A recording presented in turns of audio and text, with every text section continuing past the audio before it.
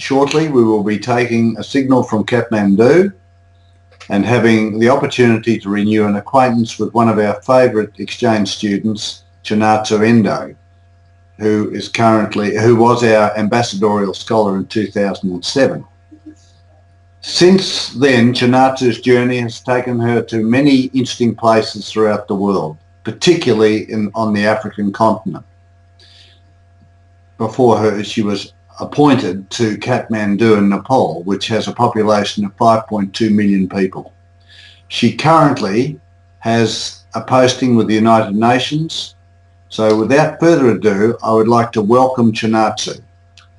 Hawthorne, we're pleased to have Richard Groom in our presence today, of course, who was your host family when you arrived in 2007. I hope you're receiving our signal clearly. Okay. Hello, Noel and Richard, and people from Hawthorne Rotary Club. It's been a while since I left Melbourne, Australia. I have been traveling so far away, but I'm really happy to come back here on Skype today to see you all here. So I'm delighted to be here to make a short presentation of how I have been, how far I have been traveling so far. And I hope that you enjoy my presentation today. I was a Rotary scholar, ambassadorial scholar, from 2006 to 2007 multi-year. This is the year I received the scholarship, and I started studying at Melbourne University up to 2008. And I would like to start from introducing how I became an ambassadorial scholar and move on to the journey that I have been taking so far. Now, in 2006, so I was studying at University of Yamanashi, which is located in the Yamanashi Prefecture, 80 kilometers down south of Tokyo. Well, many of you may know I am actually from Fukushima Prefecture in the north. And as I started studying at university, I moved to Yamanashi Prefecture, where I met this professor who introduced me to Rotary Club. And I actually wanted to always study abroad. And before the university, as I was applying for university, I asked my parents if I could go abroad and study for university. And they said no. You don't barely speak good Japanese. What are you going to do if you study in English? And then basically they stopped me and they recommended me to go to university in Japan instead. So I was in Yamanashi Prefecture studying at University of Yamanashi, taking a course of international relations. And there I met my professor who recommended me to try out a scholarship from Rotary Club. And I just applied for it, and somehow I got it. Actually, many of my friends at the time, in the final year of university, they were pursuing their career in the banking sector or education sector. However, I was not quite sure because I still wanted to study abroad. So this is where I started meeting Rotary Club people and started exploring the journey through the ambassadorial scholarship from Rotary International. So that was 2006. And I moved to Australia, Melbourne. 2007 to 2009, I studied at University of Melbourne, and it was a master's course for the development studies. It's a development in the developing countries, so underdeveloped countries in a third world country. So where a lot of people from Southeast Asia or Africa, they will come together and take a master's course here. And I was learning how to formulate projects in the developing countries, how to manage these projects, what kind of sectorial support that could be made through international cooperation such as health and sanitation, maternal health and infrastructure development, also like gender and development. These subjects that I was studying at University of Melbourne. And I was there as a Rotary ambassadorial scholar. Therefore, I was quite heavily involved with the Rotary activities in the ground. And Hawthorne Rotary Club was my host Rotary Club in Melbourne, Australia. So this supported my time there by providing me with the opportunities to take part in the Rotary community work. But also they allowed me to interact with Rotary scholars. And they were also supporting me by providing different supports in sort of setting up my life in Melbourne, starting from opening a bank account and trying to look for the accommodation and things like that. They were quite fully supportive from the beginning. So I wanted to show you some of the pictures. So this is the University of Melbourne. Some of you may be very familiar with this picture. In 2009, I graduated from University of Melbourne with a master's degree in international development. And so, of course, this is Richard Groom and Jill Groom, who were my host family. And without their support, I wouldn't have survived my life in Melbourne. And with the support from Richard and Groom and also the people from Rotary Club of Hawthorne, I had many opportunities actually to take part in Rotary community work. That includes some of the activities I really clearly remember includes the container, making container full of things donated from different people to be sent to Vanuatu Island. And another thing is that there was this tennis tournament happening at a Kuyon Stadium where Rotary people were supporting, sort of managing the car park for the tennis tournament and raising the money from the people who come to watch the tennis, the money to be used for something for the community work. And also I remember I was supporting the Christmas dinner in Hawthorne. I remember I was supporting Noel, I think, preparing the lunch, Christmas lunch for the community people who come and enjoy the Christmas lunch. All these activities, actually there's another one. You can see this picture. This is, I believe, David Gorman. I think his name is David, who was quite supportive for Rotary scholars. And he invited me to the local radio station, and he introduced me and another Australian Rotary scholar to talk on the radio program. So like all in all these activities that I was engaging with in Melbourne, that was a great experience for me, just to get to know the local culture and then get to travel around different parts of Melbourne city as well. And of course, I was not the only Rotary ambassadorial scholars there. I met the same ambassadorial scholars from America and Taiwan as well. And we were I had a great opportunity to exchange our opinions around different things. We were very good friends. Some of them are still my friends through Facebook and emails as well. And the photo below this, at the bottom, I think it was some sort of function that was inviting various scholars as well as peace fellows who happened to be studying in Melbourne. And that also provided me with a great opportunity to interact with different scholars. So from 2007 to 2009, I had great time in Melbourne, Australia. I really wanted to stay there a bit longer. However, having the degree in international development, I always wanted to go to the field to practice what I learned at the school. Therefore, I was always looking for a job outside Australia or Japan. And finally, I got a job in Zambia, Republic of Zambia. And I just wanted to introduce you to my journey toward Zambia. Yeah. And yes, here, I mean, this is a very first country to visit in Africa for me.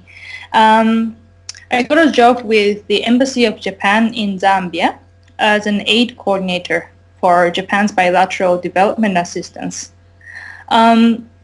So Japan plays a key role in Zambia in providing aid assistance or development cooperation assistance to support Zambia's economic development, social stability, social development as well. And there I was in charge of coordinating the relationship with other bilateral donor countries or international organizations like United Nations to have more harmonized approach as donor countries.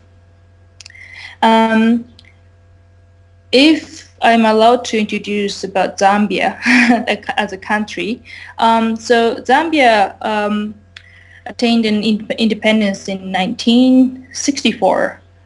And since then, they have been developing their countries on your own steadily without any conflicts or civil war. Of course, they need a lot of assistance from bilateral donor countries or international society. Their development has been quite steady. And then right now, when I was working in Zambia, so Zambia graduated from sort of lower income country to lower middle income country, which is a great step. Part of the reason for them to become the lower middle income country is that they had a steady income from copper industry. They have great natural resource, a great amount of natural resource in the country. And with no civil war, no conflict within the country, they managed to sort of grow their country a bit faster than the other African countries. And there, okay. So this is one of the pictures from my work together with the ambassador at the time and also my colleague at the embassy. And the gentleman here, this Zambian man here, he's actually the first president of Zambia as they got independence. Now he's about, I think, 90 years old this year, but he's still alive, and then he's very well, and was a very good friend of our ambassador. Therefore, I had the opportunity to meet and talk with him from time to time. And so this is a picture of Zambian children. So Japan had lots of aid to support Zambia's development, mainly in agriculture or infrastructure development, as well as health. And then in the rural sort of villages that we were focusing on, where people usually have less access to financial resource or access to health facilities or access to clean water, things like that. These people, Japanese government has been focusing on to provide basic support for them to be able to live there on their own. And it's a country, maybe in any other African countries, it's a country with lots of young people. Some are not as privileged as the others who can go to school and learn. So our government was also providing support to the education sector, where we would build schools for children, but also we would provide support to teachers who have relatively low quality in teaching. So we are providing support to sort of improving teachers' quality as well. That was also part of support. So of course, apart from working, I really enjoyed traveling around Africa. I mean, of course, within Zambia. This is a picture from Victoria Falls, which is actually located in between Zambia and Zimbabwe. I mean, first time I traveled over there using bus on the road, I was quite scared because I've never traveled within Africa. However, once you start traveling, you find the beauty of Africa, full of nature, full of good, vibrant energies from people, and they're quite friendly. And I really, really liked my time in Zambia. I think partially it was because very peaceful country, and I was very lucky with the colleagues that I worked with at the embassy. So this was my time in Zambia. It was from 2009 to 2011. There's a saying in Japanese, or perhaps also in English. If you have tasted the water in Africa, you will definitely come back in the future. So that's what I was told when I came to Zambia, or when I was leaving Zambia as well. So after I left Zambia, I came back. So this time, I came back to Sudan. When I was still working in Zambia, there was a huge news about South Sudan's independence. It was in 2011, yes. Just the beginning of 2011, South Sudan got independence. And I was always curious how the country is like. And also I was very curious how this new country is starting their own development.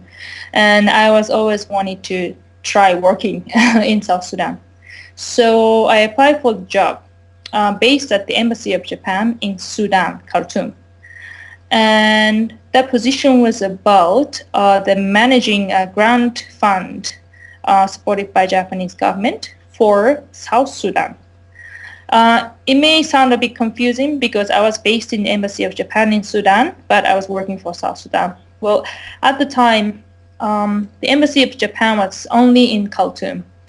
And after the independence, of course, now they're separate countries, but there was no embassy in the south.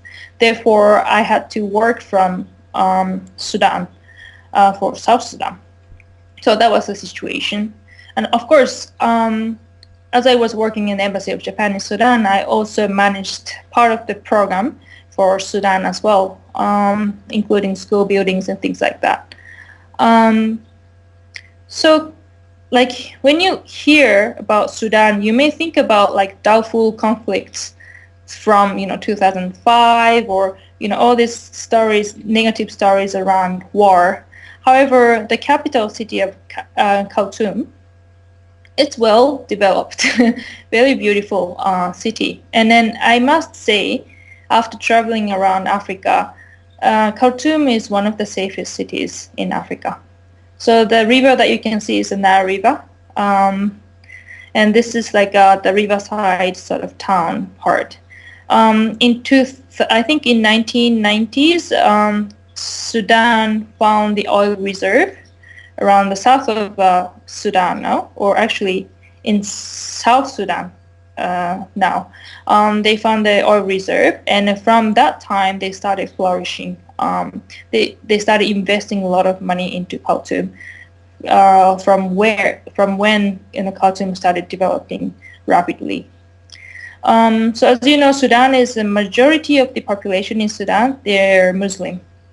If you go to south, they're more Christian population, but in north they're mostly Muslim people, and then and they speak Arabic mostly.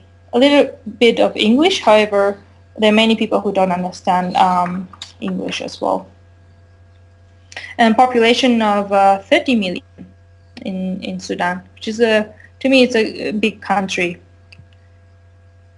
And there, it sounds like they got a lot of money coming from oil. However, the rural, remote area of Sudan still underprivileged and underdeveloped, and some children do not have access to school. So the Embassy of Japan was supporting the rural towns to build new schools or renovate schools for children to be able to study in a better environment. Now, I am moving on to South Sudan. This is where I put a lot of my efforts, a lot of my time in managing the program fund for local NGOs who implement the projects over there in the area of education, health and sanitation, also in mine action as well. South Sudan is a large country if you look at the size of the country. However, population is only about 8 million. And they just got an independence in 2011, July, after the Comprehensive Peace Agreement. And this country, 90% of the country's income comes from oil. Sorry. So this picture is actually the picture from the capital city of Juba. Before the independence, when Sudan was still one big country, Khartoum had a revenue from oil, and they started investing in Khartoum city. And they didn't invest much in the southern part of their country, which is now South Sudan.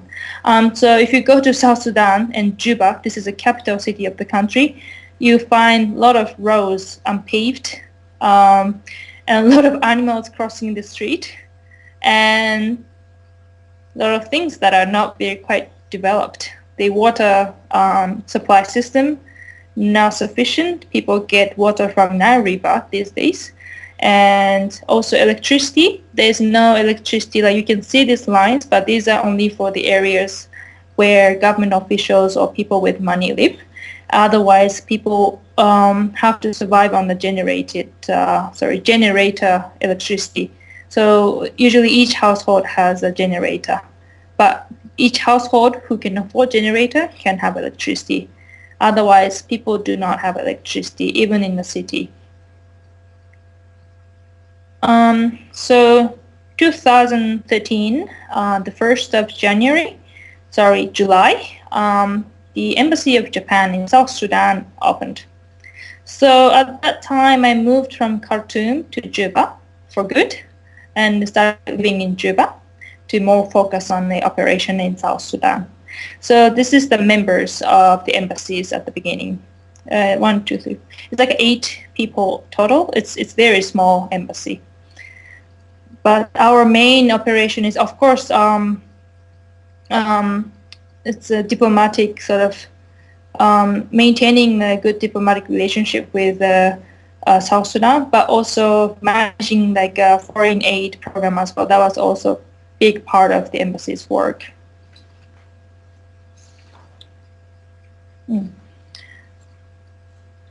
And official development assistance, as I mentioned just now, through JICA, which is like also aid for Japan, or local NGOs, or even through UN, that was a large part of Japan's contribution to South Sudan.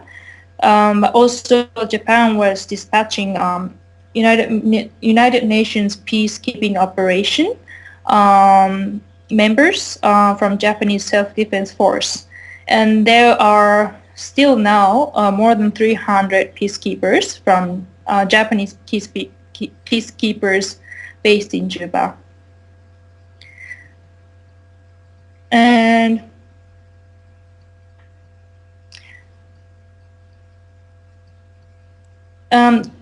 you may know from the news that at the end of last year, there was coup d'etat attempt by the rebel group, and now from then situation became deteriorated a little bit, and now things are not quite going well.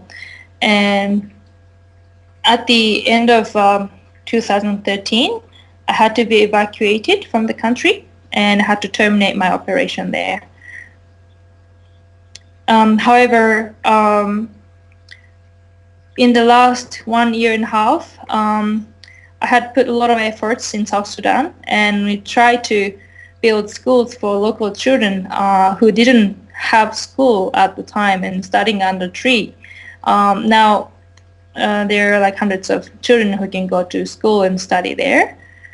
And also we supported some NGOs trying to provide access to health facility as well as sanitation. I mean, clean water, which is essential for the life in the country. Also, the critical thing is that we supported like international NGO, who has lots of activities around demining in South Sudan.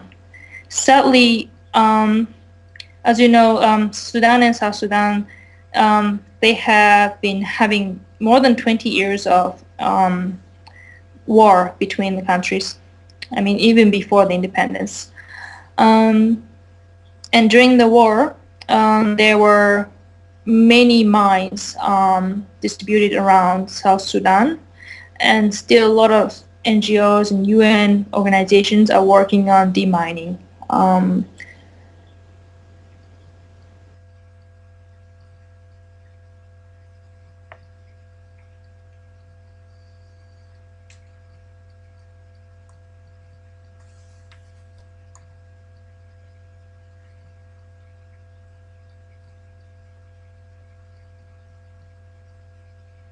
Hello?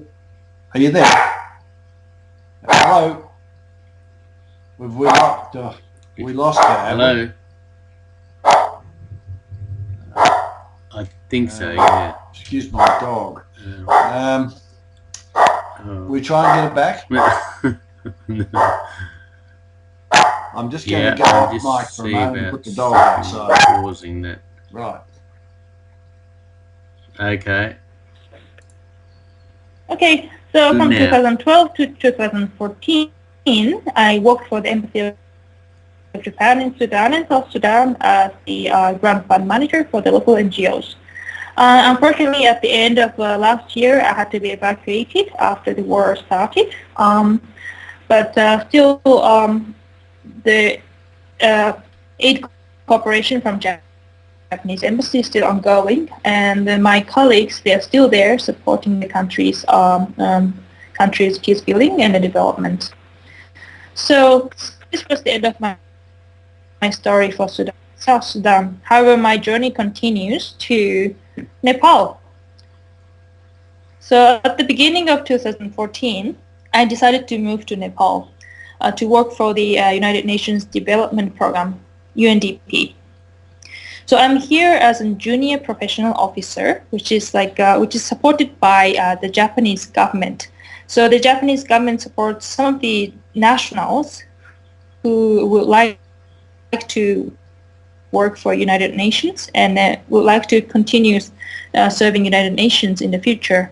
And here I work as a disaster risk management officer and working with the government of Nepal, donor countries, and other development partners. That includes bilateral donors and UN agencies, as well as international and national NGOs and academia to strengthen the resilience of the country to the disaster, which includes earthquake, floods, and landslides and everything in this country. So I have 2 years as a junior professional officer. These are some of my friends who became JPO same year. One is Japanese. There are two other Finnish and German colleague of mine who are working in different countries around the world as part of UNDP. So I'm here in Kathmandu. It's been only 3 months. I'm just running around. I've been running around to get used to and settle down in this city of Kathmandu and get used to the work that I am in charge of, and everything in the last 3 months has been very crazy. However, I really enjoy the life here. To start with, it is a very peaceful country, and it's relatively well developed in a way, even though Nepal is still a very low-income country compared to the countries that I've been going through in Africa. This country has got lots of wealth already, in my opinion, and it has a lot of culture and history to talk about. And every weekend I really enjoy just walking around the town, explore the new part of the city, learning about the culture. So all in all, this is where I am at the moment. Yes, so this is a journey I have been taking so far. So this is actually at the end of my presentation today. But lastly, I just wanted to comment on the value of the Rotary Ambassadorial Scholarship through my experience. So I must say that going through this presentation, I was just talking about my journey after leaving Australia, and as I was making this presentation, I looked back and saw my journey, and I was really thinking of that experience as the Rotary Ambassadorial Scholar. It was giving me the opportunity to get out of Japan and get to know the culture in Australia and other countries.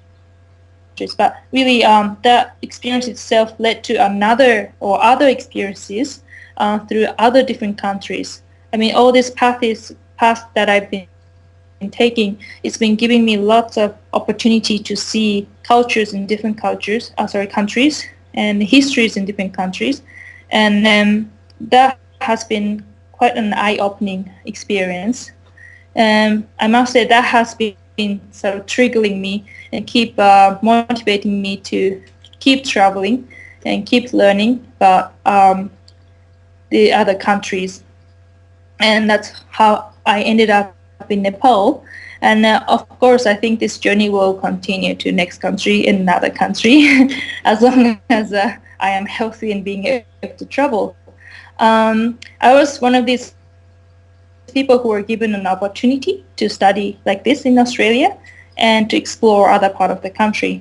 And I hope that, I have to be the one at one point, who can give an opportunities to people who live in the developing countries. Having these things in mind, I keep continuing working for United Nations, and I don't know in the future if I will keep working in the same organization, but I would like to have the same principle wherever I go and work. And thank you very much for your patience and then attention to my presentation. So this is all my presentation today. Thank you very much. Chinatsu, in your travels throughout the world, and in particular Africa, have you observed any of the Rotary projects there? Would you be able to comment on that? I did meet some Rotarians in Lusaka, Zambia, and they were working on some community projects according to them. However, I didn't really get to have a chance to go and have a look at their project, but they did have some projects, and there were quite a bit of Rotarians in Zambia. And as far as I remember, yes, they were having some sort of matching fund between their Rotary clubs and the Rotary clubs in the States to have some projects implemented in Zambia. And also in South Sudan, there was one Rotary club, at least, who that was trying to make some projects in South Sudan, Juba. That's interesting, and perhaps you could send us some details of those clubs. I have another question as well. Have you been able to maintain an alumni association with your fellow students from Melbourne? I do maintain some relationship with the scholars who are studying in Melbourne. the one from Switzerland, one from Timor-Leste, especially these two, we're very close and still exchange some informations and contacts. Yes. That's good. And I know that as far as I know, my friend who is from Timor-Leste, who was an ambassadorial scholar in Melbourne, she's back in Timor-Leste and she's a Rotarian now. Oh. And this year I heard from her that she is becoming a president of a Rotary club. And she's like 3 or 4 years older than me, 33 or 4, 5 years old. Now she's the head of the Rotary club in Timor-Leste. Well, that's a good news story. And for my final question, and there may be other questions on the day, but what future roles do you see yourself progressing towards in the United Nations? That's a very big question. I just joined United Nations 3 months ago, and I'm still trying to learn how things work within United Nations and how much I can do within this huge organization. But as I explained during my presentation, a person as one person, there's so much I can do, but there's so little I can do, I must say. But one principle that I always have in my mind is that I have been given this opportunity to see the world and appreciate what I have been seeing, and I have been learning. I feel that I'm very privileged, and if I am allowed, I would try to keep providing similar opportunities to people, especially from developing countries, especially to children, younger children, and also women, to explore their own sort of opportunities, like I have been doing. So I would like to keep trying that in my future, in my career too. Very good. Well, Chinatsu, thank you so much for helping us with this presentation today. I know everyone at the meeting has certainly appreciated it, and we'd like to wish you and Dan much happiness and best wishes for your forthcoming wedding in Thailand in November, if I recall. And on your behalf, we are making a donation to the Rotary Health Research Fund, which may no doubt help some of the countries in which you've been working. So thank you once again, Chinatsu, from all here at Hawthorne. Thank you very much.